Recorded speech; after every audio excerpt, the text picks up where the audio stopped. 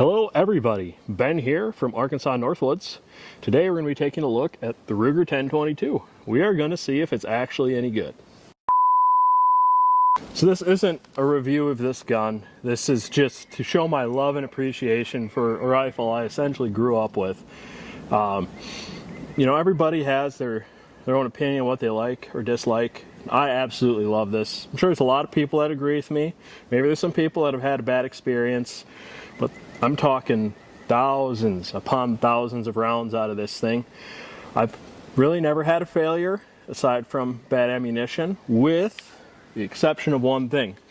Aftermarket magazines. If you get one with plastic feed lips, it will wear out on you most likely. When I first got this, I had a pair of banana clips for it, and they had plastic feed lips. They're pretty inexpensive, and after 150 rounds they wore out, so the round would pop straight up and get smashed by the bolt and cycling. That was troubling to me, so I just ran the little 10 round box magazine, this guy right here, and never had an issue with that. It's just, I got a lot of love, admiration, nostalgia with this thing. So yeah, just like any other little semi-auto 22, it doesn't lock open on empty. That's okay. It does have this kind of finicky, I say finicky, little bolt release. It took me a while to learn it. Or shouldn't, not bolt. It does have this kind of finicky little bolt lock on it. I say finicky, I just a little bit of a learning curve to figure out how to use it. But you pull the bolt back, rotate it down, locks open. Same thing to close it. Right here is your magazine release. As you put your magazine in, clicks in, it's off. It's got the little capsule safety on either side. We're safe here. This thing is unloaded. This is pretty much exactly how it came, with the exception of the BSA Majestic DX. I did not have much of a job, pretty much a teenager when I got this. There's been a good little scope for this gun. So we're standing about 40 yards. I'm just going to shoot at the targets behind me, just for the heck of it. Some kind of changes here. We got a lot more steel targets now. It's been kind of an expansion. We also hacked out a spot in the woods that'll one day be 100 yards. Right now it's just 75. We'll go back and try from there as well. Start on the far back. I'll start on the left and work my way around. Here we go.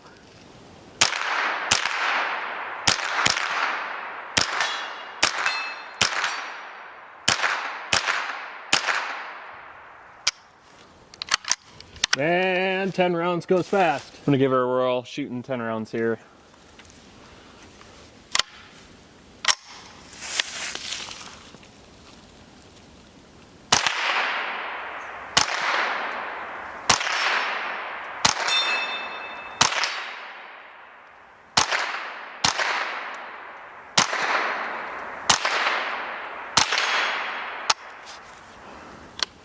Goes quick.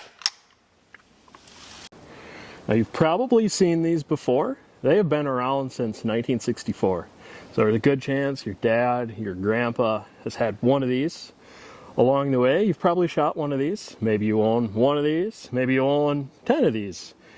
They are very popular. Probably one of the more popular semi-automatic 22s you'll find out there. And they come in a lot of shapes and forms. This is just your standard all-weather with the synthetic stock, and they got some type of all-weather finish on it. I have had this for well over 15 years now, but let's jump into it and have some fun with it. So what comes standard with pretty much every one of these rifles is this little 10 round magazine. Now they kind of spiral in like called a rotary magazine, is what they call it. So as you load them in, it rotates like a clock, like a little tiny drum mag inside a block. It's kind of what it is. I've never had a problem with one of these. It's been reliable. It's been fantastic. Heck, it's even stayed clean. Well, the question I'm wondering is, how many shots to get to the center of a Tootsie Pop? I'm going to see how many shots it takes to get to the center of a Tootsie Pop. And if I can't do it, Joe will be able to do it. Here we go.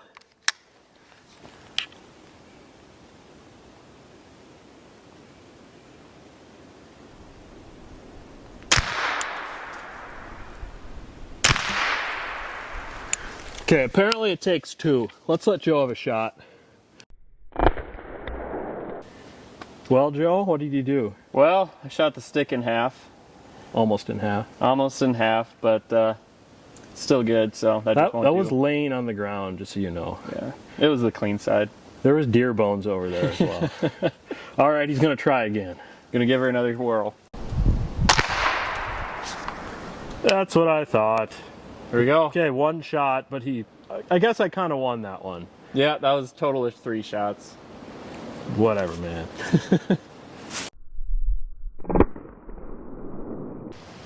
So we backed up to 50 yards now, and we're enlisting the help of a bipod and a shooting bag, just so we don't sit here for 12 hours trying to hit these things. So we'll see what we do. We got a little more things factoring in this time, since it's a longer distance. I am using a 40 grain Remington Thunderbolt, like I always do. It's been very reliable with the pistols as well. I'm not sponsored by them, but I'm a pretty big fan of the ammo. So here we go. Let's see.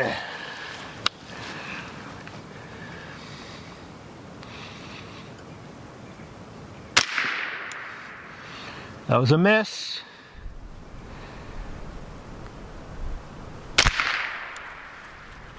Get another.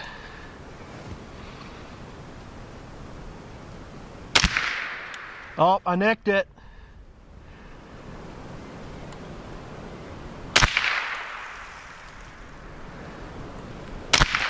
There's one.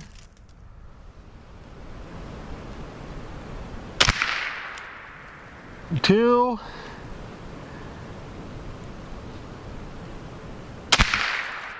Three. All right, now Joe is up. See if he can hit him at 50 yards. Just for the sake of being able to actually find them, I have one of my self-healing rubber targets laying on its side. The zoom on this camera doesn't even pick it up, but they're right down at the base. Maybe it's cheating, but it kind of shows you where you missed. You missed high enough.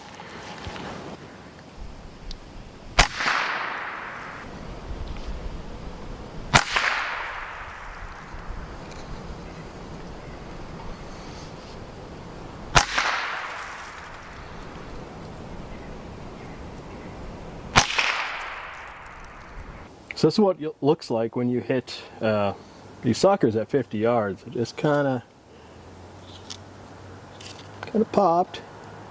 It's pretty cool. I was debating whether or not to keep the wrapper on, but it's pretty cool after the fact. People say a good way to practice long range shooting is at longer ranges with a 22. It kind of breaks you into, you know, shooting a high power rifle cartridge at a long distance.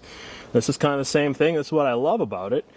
I've shot this thing out to 300 yards. I mean, you're not talking really tight groups, but enough that, you know, one of these steel plates out there, you could definitely ring it with that.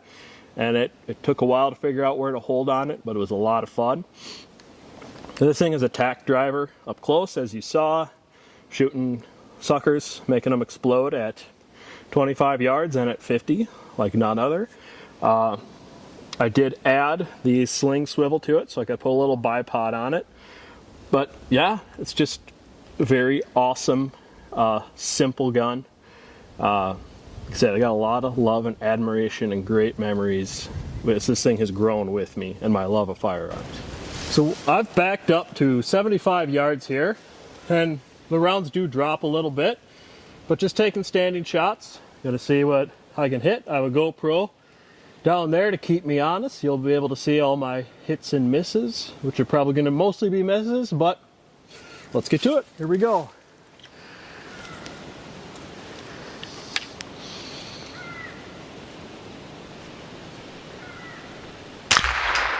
Oh, got this little spinner.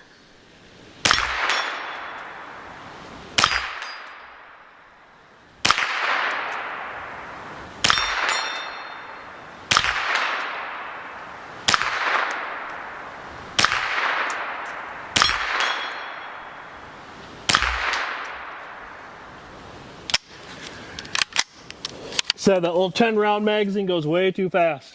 Let's let Joe have a crack.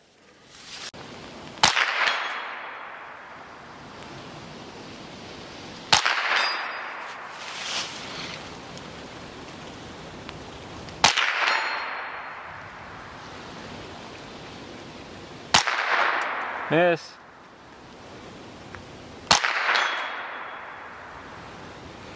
For the purpose of cleaning and possibly maintenance, I'm going to show you how to disassemble this Ruger 1022. Got our magazine. You're going to have to take that out. As always, everything is empty, clear, and safe. Next is taking off the band here on the stock and barrel. I've already loosened up the screw. Just slide that right off.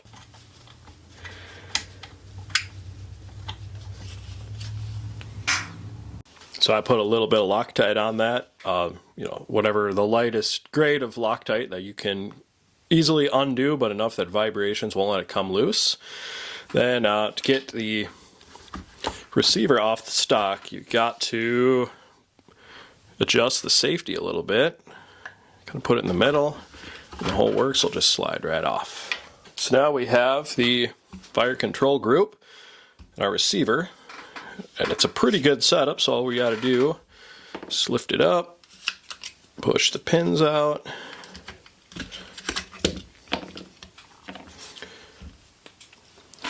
Yeah, there's the fire control group. I would recommend taking this apart at some point, cleaning it. It definitely gets gritty over time. Now for the part I kind of found tricky when I first disassembled this thing to clean it years ago, is taking the bolt out of the receiver. Had to kind of monkey with it for a while, but I'll show you how you do it. So take this pin out.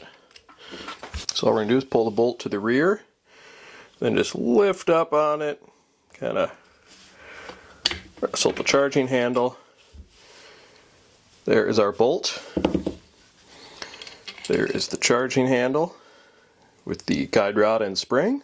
Now to put the bolt back in, just pull the charging handle all the way back. Feels a little funny since you're kind of pulling it off axis and it rubs on the guide rod a little bit. Just drop your bolt in. You're just going to kind of let the charging handle forwards like that. Everything's silky smooth again. I would highly recommend fully disassembling like that, you know, as I've done here to clean it, because they do get very dirty. I've run them a lot when they're very dirty, and I've never had any failures just due to it needing to be cleaned. Pretty bulletproof, pretty tough little 22. Put that guy back in. Just set the fire control group back in. Push in our pins. It's not super high tolerance. You can just push them out with a screwdriver. Push them back in by hand. Yeah, simple as that. Well, thanks for joining us today, guys. I also want to say a special thank you to all of you that have gone out and subscribed to this channel. I finally hit the milestone of 1,000 subscribers. Actually, as of today, it is 1,020. I'm just kind of shocked. I didn't think I'd get to this point. I know 1,000 isn't that much in the grand scheme of things, but especially with me not being able to make these videos as often as I'd like to in the past few months, this is just really cool to be at this point. I hope to continue to make a lot more content. Me and Joe have a busy summer of cranking out some videos here for your entertainment. So from the bottom of my heart, thank you all for your kind comments. I like the excitement from the video on how to make your own self-healing rubber targets. That's kind of blown up. A lot of people have been watching that and asking questions and just sharing their excitement. I had someone that responded on a Saturday morning or not responded, but commented, and they wanted to know how well does it work, because they were going to head out and go buy material to make some of those rubber targets. So I responded as quick as I could, and I think they went out and made their targets. If you are that person and you're watching this, I really hope they turned out great and you're enjoying them. So as always, we like to be safe out here. This is a private range on private property. We are in a valley surrounded by bluffs. So thanks for watching, guys. We'll catch you later. You got anything, Joe? Nothing. Just thank you. All right.